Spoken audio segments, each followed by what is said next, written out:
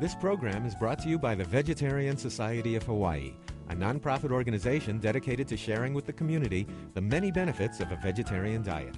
Free monthly meetings include vegetarian experts found locally and on the mainland, quick and easy cooking demonstrations, and healthful and delicious food samples. Members enjoy an informative quarterly newsletter, social activities, and discounts at many vegetarian-friendly restaurants and health food stores. For an application, call 944-8344. That's 944-8344. Or visit our website at www.vsh.org.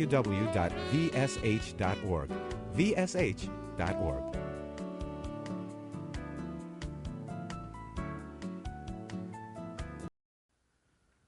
The two greatest threats facing humanity, according to the United Nations, are climate change and emerging infectious disease, particularly pandemic influenza.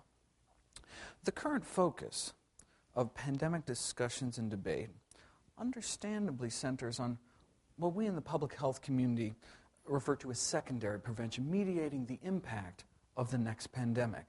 An intervention analogous to mammography. Right? Mammograms don't prevent cancer, but if caught early enough, for example, we may be able to decrease morbidity and mortality, and the same with pandemic planning. But what of primary prevention, the possibility of preventing the emergence of pandemic viruses in the first place? Like cancer, the root cause is likely multifactorial, difficult to tease out, but a question worth exploring nonetheless, and the question I'd like to address here today. Let's go back a few years. 1981. Here in the United States, Ronald Reagan takes the oath. MTV starts broadcasting Indiana Jones and Pac-Man Mania. It's all the rage. In June, the CDC released a tiny bulletin. 5 men in Los Angeles, it seems, were dying with a strange cluster of symptoms. From humble beginnings, AIDS has since killed 25 million people. Now, the spread, certainly, of the AIDS virus has been facilitated by promiscuity, blood banking, IV drug use, but where did this virus come from in the first place? And of course, AIDS is not our only new disease. There's SARS, Ebola, mad cow, bird flu. But from where do emerging diseases emerge? Well, let's go back a bit further, much further. Human beings have been on this earth for millions of years, yet throughout most of human evolution, there were no epidemic diseases. No one ever got the measles because measles didn't exist. No one got smallpox, no one got the flu, not even the common cold, until about here, 10,000 years ago. Medical anthropologists have identified 3 major periods of disease since the beginning of human evolution, and the first started just 10,000 years ago with the domestication of animals. When we brought animals into the barnyard, they brought their diseases with them. When we domesticated cows and sheep, for example, we also domesticated their rinderpest virus, which turned into human measles, now thought of as a relatively benign disease. Over the last 150 years, measles has killed 200 million people. And in a sense, all those deaths can ultimately be traced back just a few hundred generations to the taming of the first cattle. Smallpox likely came from camel pox. We domesticated pigs and got whooping cough.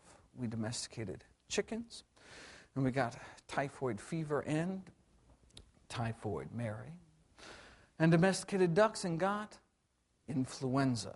Before the domestication of ducks, likely no one ever got the flu. Leprosy likely came from water buffalo, and the common cold from horses. How often did wild horses have the opportunity to sneeze into humanity's collective face until they were broken and bridled? Right? Until then, the common cold was presumably only common to them. In his Pulitzer Prize-winning book, Guns, Germs, and Steel, Professor Diamond tried to explain why the diseases of the landing Europeans wiped out up to 95% of the Native Americans and not the other way around. Why didn't Native American plagues kill the Europeans? Well, because there were no plagues. In his chapter, Lethal Gift of Livestock, he explains how before the Europeans arrived, we had buffalo, but no domesticated buffalo, so no measles. American camels were wiped out in the Pleistocene Ice Age, so no smallpox. No pigs, so no pertussis, no chickens, so no typhoid. So while people were dying by the millions of killer scourges in Europe and Asia, none were dying with diseases in the so-called New World because there weren't essentially farm animals to domesticate. There wasn't this spillover of animal disease. The next great period of human disease started just a few hundred years ago with the Industrial Revolution of the 18th and 19th centuries, leading to an epidemic of the so-called diseases of civilization, diabetes, obesity, heart disease, cancer, etc. But by the mid-20th century, the age of infectious disease, at least, was thought to be over. We had penicillin. We conquered polio, eradicated smallpox. In fact, in 1968, the U.S. Surgeon General declared the war against infectious disease has been won. In 1975, the dean of Yale School of Medicine pronounced that there were no new diseases to be discovered, except maybe lung cancer. But even Nobel laureates were seduced into the heady optimism of the time. One famous virologist wrote in a 1962 textbook, to write about infectious disease is almost to write about something that's passed into history. The most likely forecast about the future of infectious disease, he wrote, is that it will be very dull. But then something changed. After decades of declining infectious disease mortality in the United States, the trend has reversed in recent decades. This is a graph from the CDC of infectious disease mortality over time, over the last 50 years or so. And as you can see, it starts declining, declining, declining, declining. But then around 1975, it started to go back up. The number of Americans dying from infectious disease started to go back up. Starting around 1975, new diseases started to emerge and reemerge at a rate unheard of in the annals of medicine. More than 30 new diseases in 30 years, mostly newly discovered viruses.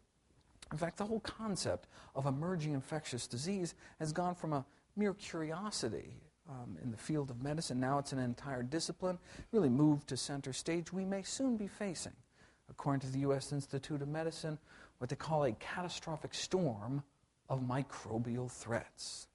We are now smack dab in the third era of human disease, which seems to only started about 30 years ago. Medical historians have called this time in which we live the age of emerging plagues, almost all of which come from animals. But we domesticated animals 10,000 years ago.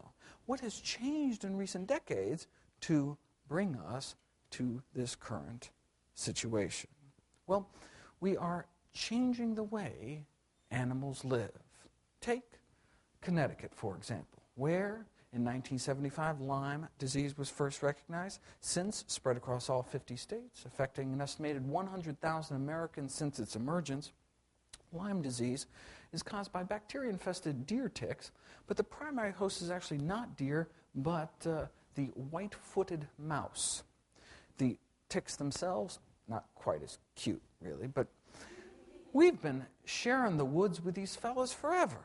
What changed recently was suburbia. The black-legged ticks live on the white-footed mouse, kept at bay by woodland predators, but then developers came in and chopped up America's woodlands into subdivisions, scaring away the foxes and bobcats, and now we have more mice, more ticks, and more disease. We are changing the way animals live. Going back a little farther, with the big cattle-producing nations fighting during the Second World War, what Argentina did took advantage of the situation by dramatically expanding its beef industry at the expense of its rainforest. There we discovered the deadly Hunan virus, or rather it discovered us, and the so-called hamburgerization of the rainforest exposed hemorrhagic fever viruses all across the continent subsequently. Turning to the other side of the world, cutting into Africa's rainforest exposed a number of other hemorrhagic fever viruses, including Lassa virus, Rift Valley fever, and of course, Ebola. Now, the inroads into Africa's rainforests were logging roads cut by transnational timber corporations hacking deep into the rainforest, dragging along a hungry migrant workforce which survived on bushmeat, wild animals killed for food. Now, this includes upwards of 26 different species of primates, including a number of endangered great ape species, gorillas, chimpanzees, who are shot, butchered, smoked, and sold as food. Now, by cannibalizing our fellow primates, we may be exposing ourselves to viruses particularly fine-tuned to our own primate physiology. In fact, recent outbreaks of Ebola, for example, have been traced to the exposure to the bodies of infected great apes hunted for food. Now, Ebola is one of our deadliest infections, but not efficiently spread compared to a virus like HIV. The leading theory as to the emergence of the AIDS virus is direct exposure to animal blood and secretions as a result of hunting, butchering, and the consumption of contaminated bushmeat. Experts believe the most likely scenario is that HIV arose from humans sawing their way into the jungle, butchering chimpanzees for their flesh along the way. Now, in many countries in Africa, the prevalence of HIV exceeds 25% of the adult population, leaving millions of orphan children in its wake. Someone butchered a chimp a few decades ago, and now 25 million people are dead. But wildlife has been hunted for thousands of years, yes, but never before like this.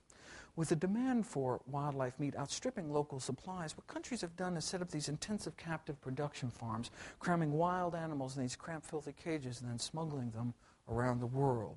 This intensive commercial bushmeat trade actually started in the live markets of Asia, particularly the Guangdong province, a southern province surrounding Hong Kong, from which the current bird flu threat arose. The civet cat, popular commodity in these Chinese animal markets, in addition to being raised for their flesh, they also produce the most expensive coffee in the world. So-called fox dung coffee is produced by feeding coffee beans to captive civets and then, you guessed it, recovering the partially digested beans from their feces. A musk-like substance of buttery consistency secreted by the anal glands is said to give this coffee its distinctive flavor. One might say this unique drink is good to the last dropping. This animal was blamed for the SARS epidemic. Quoting from the medical journal Lancet, a culinary choice in South China. A culinary choice in South China led to a fatal infection in Hong Kong, subsequently 8,000 cases of SARS, nearly 1,000 deaths, 30 countries, 6 continents. Maybe they should have just stuck to Starbucks. These live animal markets took a class of viruses which in human medicine we had only known for causing the common cold and seemed to turn them into a killer, SARS, which then spread around the world. Viruses can escape rainforests and animals live or dead as pets or as meat. In 2003, the exotic pet trade brought monkeypox from the jungles of West Africa to Wisconsin. Bird smuggling may have actually been what brought West Nile virus to the Western Hemisphere. Here it hits New York in '99, since spread across the country, hundreds of human deaths, thousands of cases, all perhaps because of a single imported pet bird. So we are changing the way animals live, contributing to the emergence of these new diseases. But there's one way we have changed our relationship with animals that really outshadows all the rest. In response to this torrent of emerging and re-emerging infectious diseases, the world's 3 leading authorities got together for a joint consultation. The World Health Organization, the Food and Agriculture Organization in the United Nations, and the World Organization for Animal Health, the world's leading veterinary authority, got together to uncover the key underlying causes of this age of emerging plagues. They came up with four main themes of risk factors for the emergence and spread of these new diseases. Yes, they talked about the exotic pet trade, they talked about bushmeat, but number 1 on their list was this increasing demand for animal protein the world over. Yes, we domesticated animals 10,000 years ago, but never before like this, especially pigs and poultry. Chickens used to peck around the barnyard, right? But now chickens raised for meat are typically warehoused in sheds containing tens of thousands of birds. About half of the egg-laying hens on this planet are now confined in what are called battery cages. These small barren wire enclosures extending down long rows and windowless sheds can be up to 1 million birds on a single farm. About half of the pigs on the planet are now, again, crowded into these intensive confinement operations. Old McDonald's farm has since been replaced by the new McDonald's farm. These intensive systems represent the most profound alteration of the human-animal relationship in 10,000 years. And no surprise, they are breeding grounds for disease. A few snapshots. China, 2005, the largest pork-producing nation, suffers an unprecedented outbreak of an emerging pig pathogen, strep suis, causing meningitis and deafness in people handling infected pork products. Hundreds of people infected, the deadliest strain on record. Why? Well, according to the World Health Organization, indeed, it seems to be these intensive confinement conditions. The USDA elaborates, all strep suis starts out harmless as natural gut flora, but then the immunosuppressive effect of stress due to overcrowding, inadequate ventilation, causes the bug to go invasive, causing infections of the brain, blood, lungs, heart, and death. Starts out harmless, turns deadly. That's what these kind of conditions seem to be able to do. This is not, arguably, how animals were meant to live. Pig factories in Malaysia birthed the Nipah virus, one of the deadliest of human infections, a contagious respiratory ailment killing 40% of those it infects, causing relapsing brain infections, propelling it onto the official U.S. list of bioterrorism agents. And again, according to one of the leaders of the field, it seems to be the way in which we now raise these animals. So the three eras of human disease can be characterized, perhaps, as first the diseases of domestication, then the diseases of industrialization, and finally of land use and agricultural intensification. We took natural herbivores like cows and sheep, turned them into carnivores and cannibals by feeding them slaughterhouse waste, blood, and manure, and then we took downed animals, too sick to even walk, fed them to people, and now we have mad cow disease. We feed antibiotics to farm animals by the truckload. This is the total amount of antimicrobials used for all of human medicine every year. Now contrast that with the amount we feed to farm animals just to promote growth or prevent disease in such a stressful, unhygienic environment. Millions of pounds a year. And now we have these multi-drug resistant bacteria, and we as physicians are running out of good antibiotic options. Scientists at NYU traced the path of some of these superbugs, quote unquote, starting, for example, with the mass feeding of the Cipro class of antibiotics to chickens, and then there is a fecal contamination of the carcass at slaughter. We buy a chicken at the supermarket polluted with fecal material, leading to longer and more severe human infections. The CDC recently really cinched it. They spent $1 million over a 3-year period doing rectal swabs of newly admitted hospital patients. This is what they found. Essentially, they found zero growth of these antibiotic-resistant bacteria within the bodies of those that had zero contact with fresh or frozen poultry. But at least these so-called superbugs aren't effectively transmitted from one person to the other. With the seeming propensity of industrial animal agriculture to churn out these novel, lethal human pathogens, what if these animal factories gave rise to a virus capable of a global pandemic of disease? Let me put these new animal disease threats in perspective. SARS infected thousands of human beings, killed hundreds. Nipah infected hundreds, killed scores. Strep suis infected scores, killed dozens. Now, AIDS has infected millions, but there's only one virus on the planet that can rapidly infect billions, and that's influenza. Influenza, the so-called last great plague of humankind, is the only known pathogen capable of truly global catastrophe these days.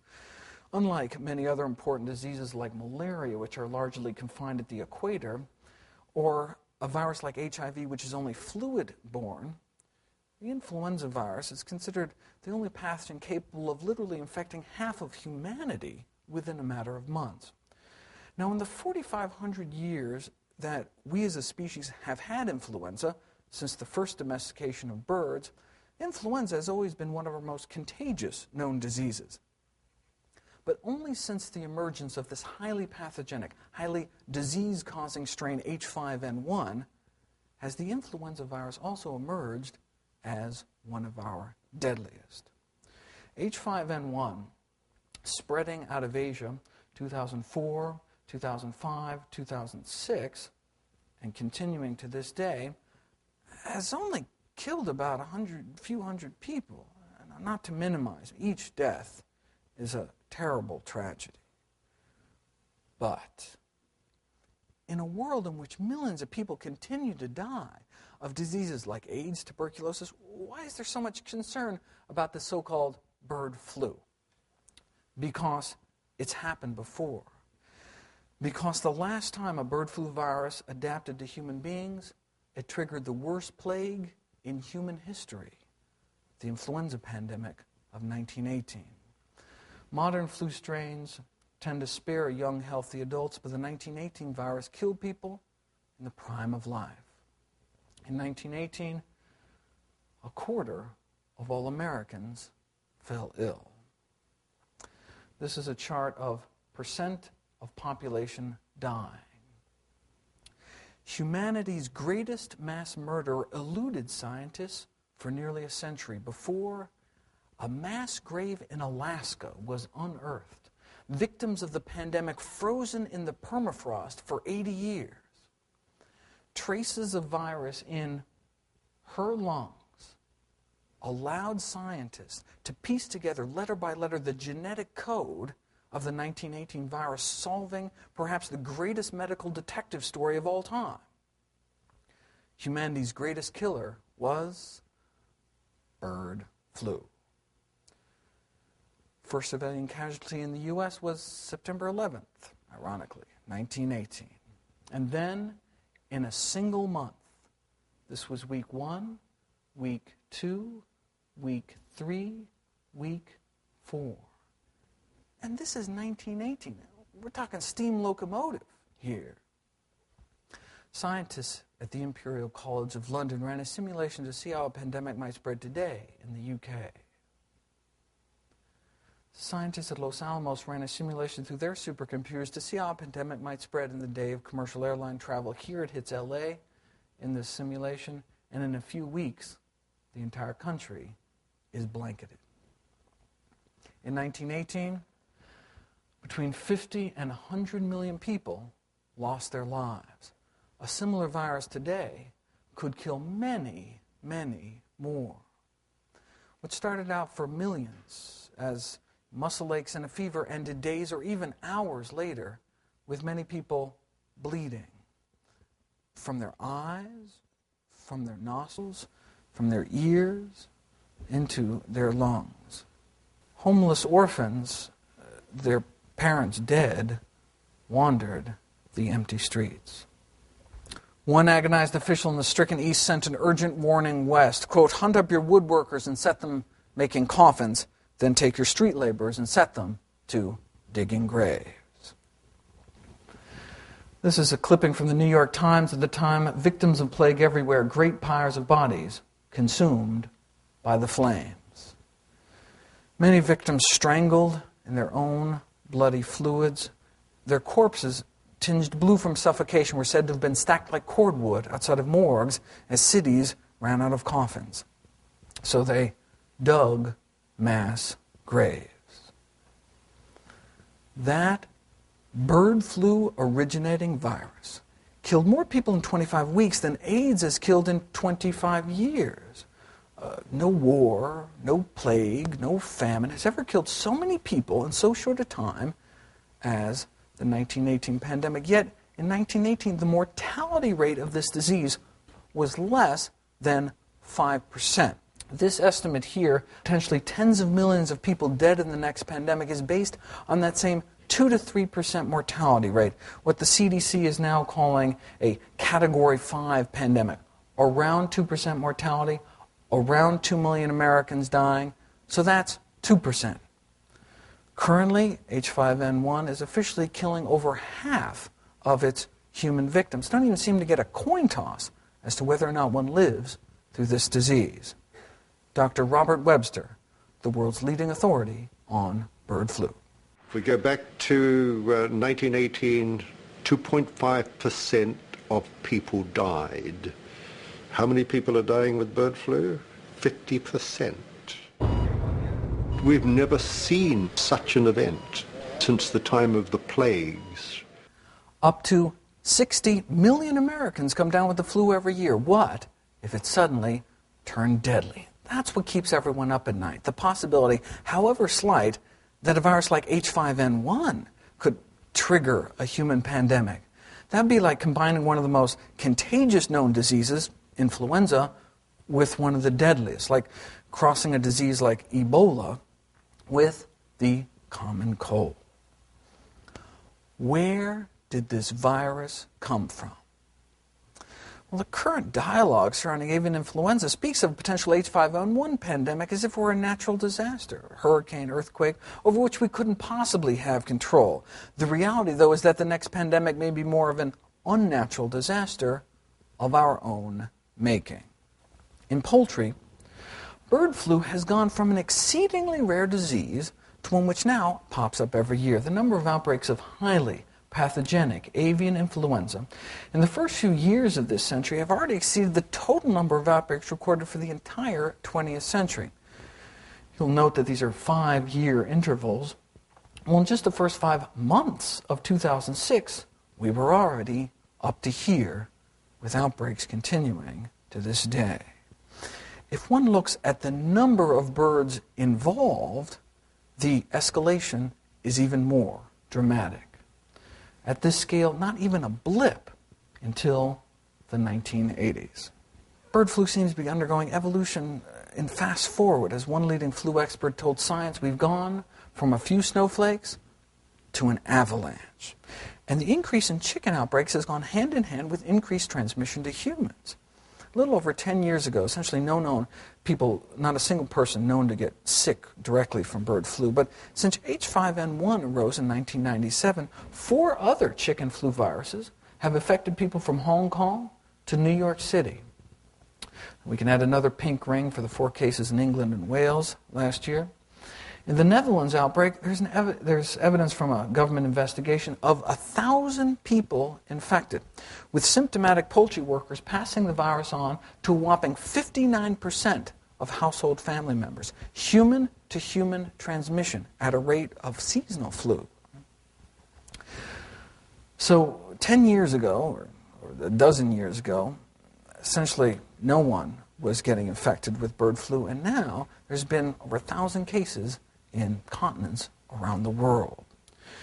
Now, in the Netherlands outbreak, 30 million chickens died, but only one person, one of the attending veterinarians, tragically died. So the Netherlands virus was good at spreading, but not at killing. H5N1 is kind of the opposite, right? H5N1 isn't even good at spreading from birds to people. Look, it's been around 10 years, over 10 years. Only a handful of people, a few hundred people, have become infected. And currently, certainly not good at spreading from person to person. But the human lethality of this strain is ferocious, over 10 times deadlier than the worst flu virus on record, that which triggered the pandemic of 1918.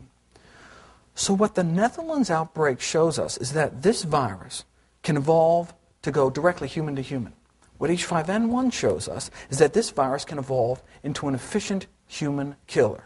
If this trend is allowed to continue, our nightmare may one day be realized. The worst of both worlds, contagious and deadly. So to slow down or stop this rapid recent emergence of highly pathogenic flu viruses, one must first ask, well, what triggered this avalanche in the first place? What has changed in recent decades to bring this all upon us? The emergence of H5N1 has been blamed on free-ranging flocks and wild birds, but people have been keeping chickens in the backyards for thousands of years, and birds have been migrating for millions. Right? Bird flu's been around forever. What turned bird flu into a killer? Well, the senior correspondent, NewsHour with Jim Lehrer, posed that question to Dr. Webster, the so-called godfather of flu research. Was there something qualitatively different about this last decade made it possible for this disease to do something it's never done before, some kind of change in conditions that suddenly lit a match to the tinder? Webster replied. He said, farming practices have changed. He talks about growing up on a farm. But now, we put millions of chickens into a chicken factory, next door to a pig factory. And this virus has the opportunity to get in one of these chicken factories and make billions and billions of these mutations continuously. And so what we've changed is the way we raise animals and our interaction with those animals. Then he talks about how the virus is escaping from the factories, infecting wild birds. But he says that's what's changed. We've changed the way we raise animals. Right? But we're changing the way we raise animals by the billions. The number of chickens we slaughter every day, spread wing to wing, would wrap more than twice around the world's equator. The big shift in the ecology of avian influenza has been the intensification of the global poultry sector. The developing world meat and egg consumption has exploded, leading to these industrial-scale commercial chicken facilities, arguably the perfect storm environment for the emergence and spread of these so-called super strains of influenza. In the early 1980s, nearly all the chickens in China were raised in tiny backyard outdoor flocks. But now there are 63,000 CAFOs in China, concentrated animal feeding operations, with a few of these so-called factory farms confining 10 million birds on a single farm. The World Health Organization blames the emergence of H5N1, SARS, Nipah virus, all these new deadly emerging Asian viruses, in part on what they call the overconsumption of animal products in this intensive animal agriculture. The Food and Agriculture Organization of the United Nations starts out, there seems to be an acceleration of human influenza problems in recent years. This is what they mean. This is from the World Health Organization. These are all the new influenza viruses infecting human beings over the last century or so. Now turn your attention to just 1995 on. Seems to be kind of snowflakes to an avalanche in people too. But why? Well, according to the world's leading agriculture authority, this is expected to largely relate to the intensification of poultry production and possibly pig production as well. They elaborate in an internal FAO document, chicken-to-chicken spread, particularly where assisted by this intensive husbandry conditions, causes the virus to shift, adapt to a more severe, highly pathogenic type of infection. Intensive production favors the rapid spread of the viruses and the so-called hotting up of the virus from low pathogenicity to highly pathogenic types. Factory farms, it seems, can be thought of as the incubators for the emergence of highly disease-causing strains of this virus. In this diagram here, they actually trace the path of a human pandemic, starting with increased demand for poultry products and ending up with a virus capable of human-to-human transmission. The United Nations, in fact, has called on all governments to fight the role of what they call factory farming. Quoting from a UN press release, governments, local authorities, international agencies need to take a greatly increased role in combating the role of factory farming, which, combined with these live bird markets, provide ideal conditions for the virus to spread and mutate into a more dangerous form. Let me show you how it works. All bird flu viruses start out harmless. To both birds and people, very important to understand, they start out harmless. Avian influenza has existed for millions of years as an harmless intestinal virus of aquatic birds like ducks, waterborne virus. They say, well, how does a duck's intestinal bug end up in a human cough? Well, in people, the virus must make us sick in order to spread, must make us cough in order to shoot virus from one person to the next. But in the virus's natural reservoir, aquatic birds like ducks, the virus doesn't need to make the duck sick in order to spread. In fact, it's in the virus's evolutionary best interest not to make the duck sick, as dead ducks don't fly very far. So the virus silently multiplies in the intestinal lining of the duck, is secreted out into the pond water, is swallowed up by another duck, and the cycle continues as it has for millions of years, and no one gets hurt. But if an infected duck is dragged to a live bird market, for example, crammed in cages high enough to splatter virus-infected feces on land-based birds, terrestrial birds like chickens, well, then the virus has a problem. If the virus finds itself in the gut of a chicken, no longer has the luxury of easy waterborne spread. Chickens aren't paddling around in the pond. So the virus must mutate or die. Unfortunately for us, mutating is what influenza viruses seem to do best. So in its natural reservoir, it's been described as being in total evolutionary stasis, harmless. But when thrown to a new host, like land-based birds, it quickly starts mutating, acquiring mutations to adapt to its new host. In the open air, it must resist dehydration, for example, and it may have to spread to different organs to find a new way to travel. The intestines ain't going to work anymore, and it may find the lungs and become an airborne pathogen, which is bad news for terrestrial mammals such as ourselves. Goes into chickens as an aquatic virus, but may come out as the flu. In its new host, the more virulent, the more violent this virus becomes, the quicker it may be able to overwhelm the immune system of its new host. But if the virus becomes too deadly, though, it may not spread as far. In an outdoor setting, at least, if the virus kills its host too quickly, the animal may be dead before it has a chance to spread to too many others. So in nature, there's kind of a natural limit on how virulent these viruses can get, or at least there was until now. Enter intensive poultry production. When the next beak is just inches away, there may be no limit how nasty these viruses can get. Evolutionary biologists believe that this is the key to the emergence of hypervirulent, predator-type viruses like H5N1, disease transmission from immobilized hosts. See, when you have a situation where the healthy cannot escape the diseased, where the virus can knock you flat and still transmit just because you're so crowded, then there may be no stopping rapidly mutating viruses from becoming truly ferocious. And this may explain the virus of 1918, rising out of the trenches of World War I. There were these crowded troop transports. Boxcars were labeled 8 horses or 40 men.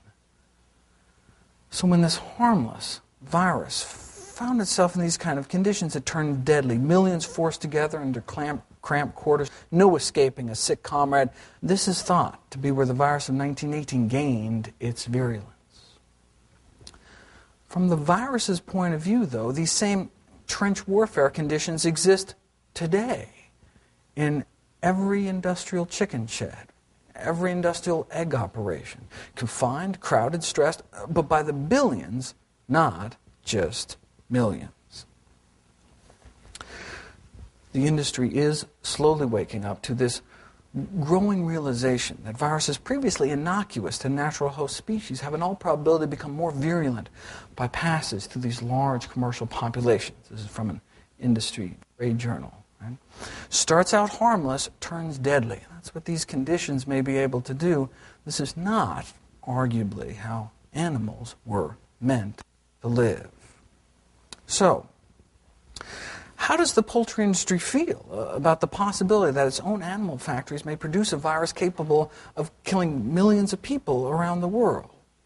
Well, the executive editor of Poultry Magazine wrote an editorial on just that topic. She wrote, "The prospect of a virulent flu to which we have absolutely no resistance is frightening. However, to me, the threat is much greater to the poultry industry. I'm not as worried about the U.S. human population dying from bird flu as I am that there will be no chicken to eat." This is how the Department of Interior puts it. domesticated poultry as the necessary stepping stone to create a pandemic strain of influenza. Now, we used to think pigs were an important link in this chain, so this, probably not a good idea. H5N1 found a way, it seems, not only to kill people directly, but seems to have gone full circle, reinfecting its natural host, migratory aquatic species, who could potentially fly this factory farm virus to continents around the world.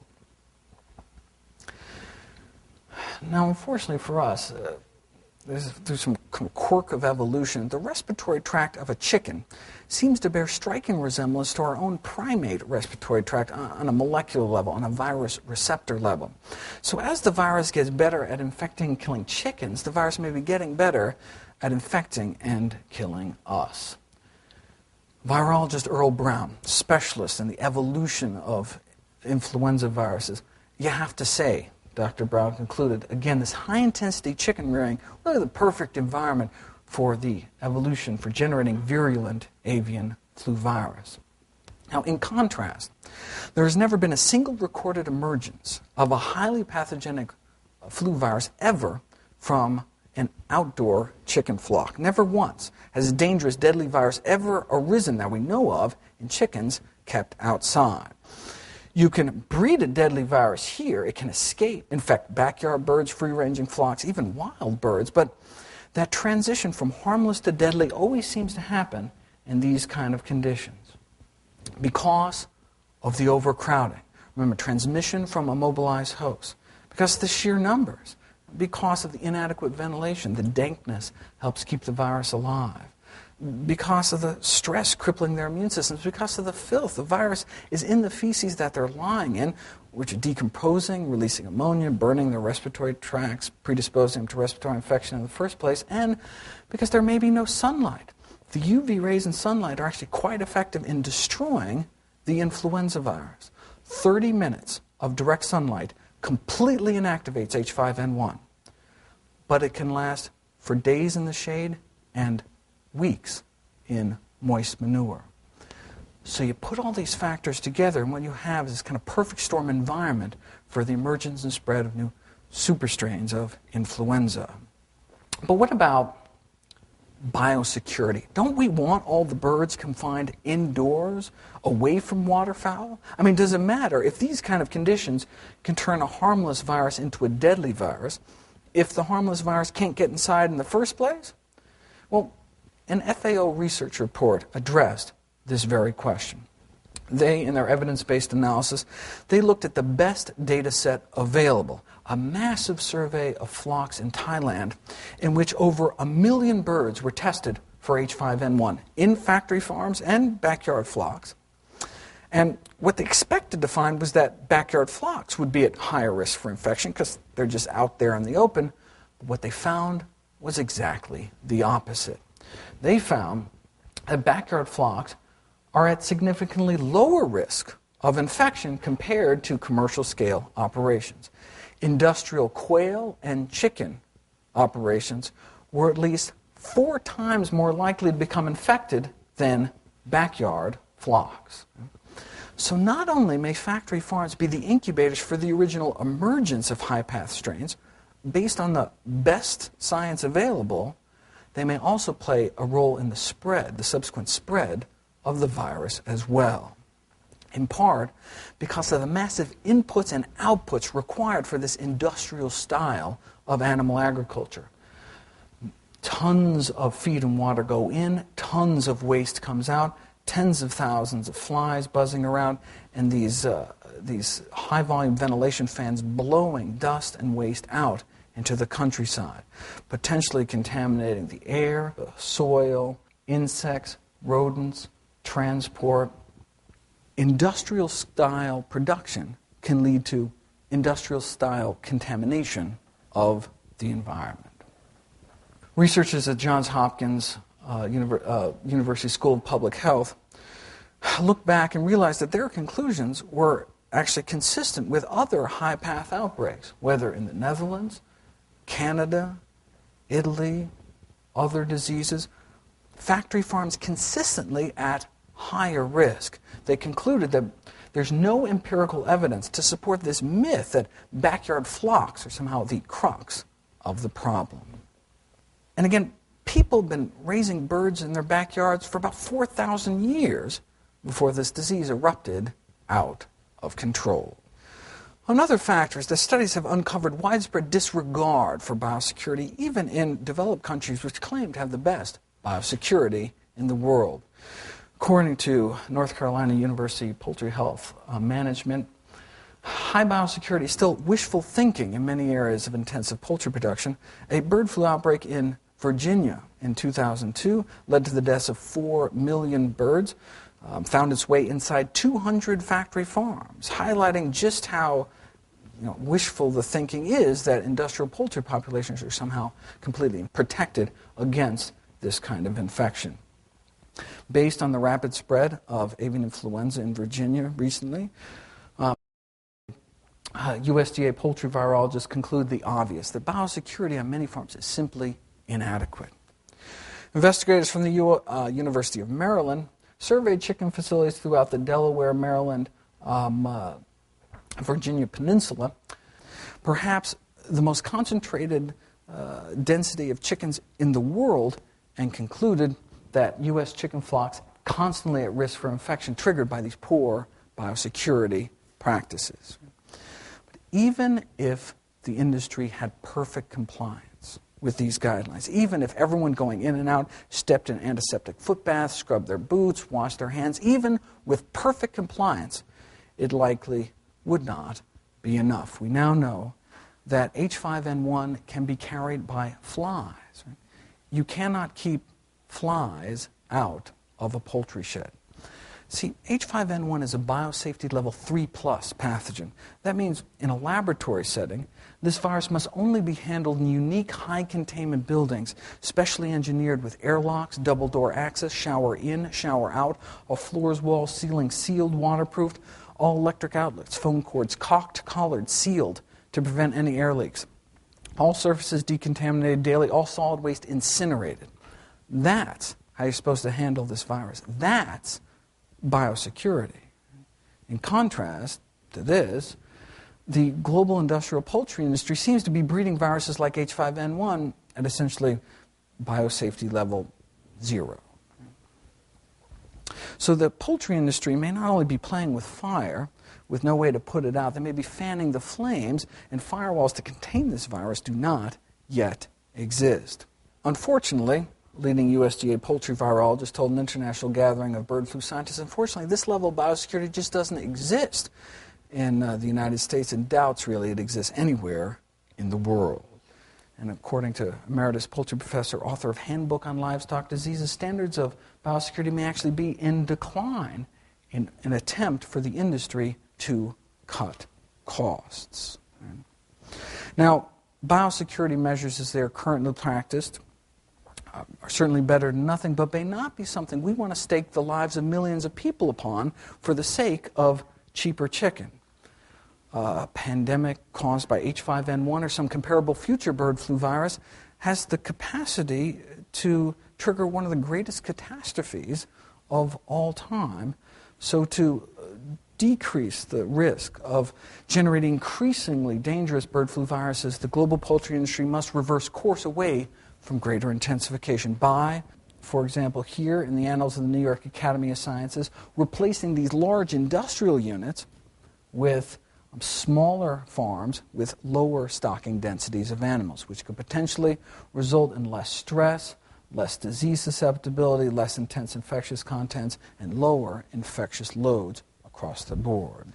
In 2007, the Journal of the American Public Health Association published an editorial that went beyond just calling for de-intensification of the poultry industry. They questioned the prudence of raising so many chickens in the first place. In their editorial, Chickens Come Home to Roost, it is curious that changing the way humans treat animals, most basically ceasing to eat them, or at the very least radically limiting the quantity of them that is eaten, is largely off the radar. The prudence of this measure certainly grows with our increasing understanding of the role that these operations play in emerging infectious disease. I'm often asked how the industry responds to this kind of sentiment from the scientific community. Well, last summer, the United Nations released yet another report on the global health risks of intensive animal agriculture. Let me show you how U.S. agribusiness responded to this report. Feedstuffs is America's leading agribusiness publication, and an editorial responded this way to the FAO research report. FAO claims to use scientists to generate its reports, but I wonder if those scientists don't resemble a bearded guy living in a cave in Pakistan who wants the U.S. on its knees. All too typical of the kind of you're with us or against us industry attitude, unfortunately. Now, this is an extreme example. There are those within industry who can take a step back and look at the longer-term view. Avian health expert and longtime industry insider Ken Rudd wrote a really candid article in Poultry Digest called Poultry Reality Check Needed. Drawing on his 37 years' experience from within the poultry industry, he concluded with these prophetic words. He said, "Now is the time to decide. We can go on with business as usual, charging headlong towards lower costs, or we can begin making prudent moves necessary to restore balance between economics and long-range avian health. We can pay now, or we can pay later, but it should be known, and it must be said, one way or another, we will pay." So cutting down our consumption of chickens and fighting the role of factory farming, as the United Nations has called for, may indeed prevent the emergence of future viruses, but H5N1 has already been hatched, already spread and mutated into a more dangerous form, and now that it is endemic in poultry populations across 2 continents, eradication is unlikely. Dr. Michael Osterholm is the director of the U.S. Center for Infectious Disease Research Policy, a associate director within the Department of Homeland Security. He tried to describe what an H5N1 pandemic could look like in one of the U.S. leading public policy journals called Foreign Affairs. He asked policymakers to consider the devastation of the 2004 tsunami in South Asia. He said, duplicate the tsunami in every major urban center and rural community around the planet simultaneously, add in the paralyzing fear and panic of contagion, and we begin to get some sense of the potential of pandemic influenza. That's what he thinks it could be like. A tsunami in every city, every town, everywhere, people drowning in their own bodily fluids. Or we could imagine Katrina. Imagine every city, New Orleans, around the world at the same time. All perhaps because people insisted on eating cheaper chicken. The next pandemic may be more of an unnatural disaster of our own making. A pandemic of even moderate impact may result in the single biggest human disaster ever, far greater than AIDS, 9/11, all the wars of the 20th century, and the tsunami combined. Has the potential to redirect world history as the Black Death redirected European history in the 14th century. Hopefully, the direction world history will take is away from raising birds by the billions under intensive confinement, so as to potentially lower our risk of us ever being in this precarious place ever again. My intention today was just to focus on primary prevention, getting to the root cause. But with the unprecedented spread of this truly unprecedented virus, it is important that everyone be prepared for the next influenza pandemic. So let me just throw out some resources. The CDC has set up an excellent pandemic preparedness website, pandemicflu.gov. If you click across here, you will find pandemic preparedness checklists for businesses, schools, communities, faith-based groups, all the way down to individual and family preparation, which really focuses on getting everyone right now to stockpile weeks of essential supplies to shelter in place during a pandemic, isolating ourselves and our families in our homes until the danger passes. The U.S. Department of Homeland Security is now using as a key planning assumption that the U.S. population may be directed to remain in their homes under self-quarantine for up to 90 days per wave of the pandemic to support social distancing. Kind of like a snow emergency where you're just told to stay inside, don't go out unless it's an emergency. But instead of lasting a day or two, lasts weeks or even months. Everyone ready to stay in their homes for 3 months? If we have to go out to the corner store during a pandemic to buy toilet paper or something, we may be bringing back to our family more than just groceries. This is an important topic. I wrote I have 6 chapters on preparing for and surviving the next pandemic in my book on the subject. All the proceeds I receive from the sale of the book go to charity to address the problem, and the entire contents of the book is now available free. Full text online at birdflubook.org. The goal is to be prepared, not scared. This presentation, by design, given the time constraints, is an oversimplification of a serious public health issue. So I encourage people to go to the website, learn more about the topic. All the citations are hyperlinked, clickable, all 3,168 of them. This is a lay publication. For those interested in the technical science, the underlying evolutionary biological theory, allow me to refer you to an invited review that I wrote for the last issue of Critical Reviews in Microbiology. Anyone interested in a reprint copy, be happy to send you one. If you just email me at mgreger@humanesociety.org. Let me end with a quote from the World Health Organization. The bottom line. The bottom line is that humans have to think about how they treat their animals, how they farm them, how they market them. Basically, the whole relationship between the animal kingdom and the human kingdom is coming under stress. In this age of emerging plagues, we now have billions of feathered and curly-tailed test tubes for viruses to incubate and mutate within, billions more spins at pandemic roulette. Along with human culpability, though, comes hope. If changes in human behavior can cause new plagues, well then changes in human behavior may prevent them in the future. Thank you.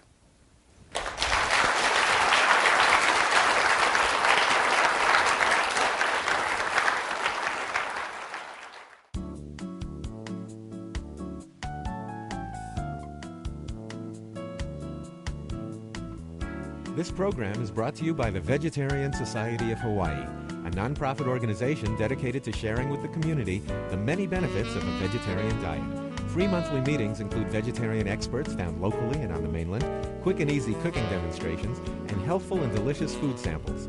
Members enjoy an informative quarterly newsletter, social activities, and discounts at many vegetarian-friendly restaurants and health food stores. For an application, call 944-8344. That's 944-8344. Or visit our website at www.vsh.org. vsh.org.